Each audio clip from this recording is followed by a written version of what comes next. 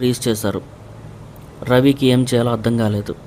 అతను ఒక్క మాట అన్నాడు, సార్ నేను ఒక్కడనే కాదు, ఇంకా 4 పెద్ద తలకాయలు కూడా ఉన్నాయని.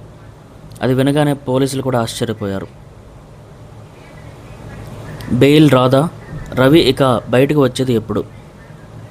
రవి ఇప్పుడు చర్లపల్లి జైల్లో ఉన్నాడు. బెయిల్ కోసం లాయర్ కూడా వచ్చారు.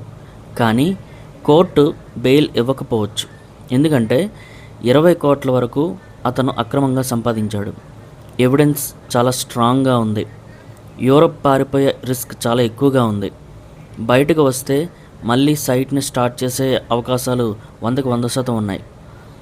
సాధారణంగా ఇలాంటి కేసుల్లో బెయిల్ అనేది 3 నుంచి 6 నెలల వరకు ఆలస్యం అవుతుంది. కానీ కొందరు ఏమంటున్నారంటే రవి 2026 వరకు బయటికి రాకపోవచ్చనే అవకాశం ఉందని చెప్తున్నారు. అదే నిజమైతే రవి జీవితం ఆల్మోస్ట్ ఒక 2-3 ఇయర్స్ వరకు కంప్లీట్గా చీకట్లోకి వెళ్ళిపోయినట్టే.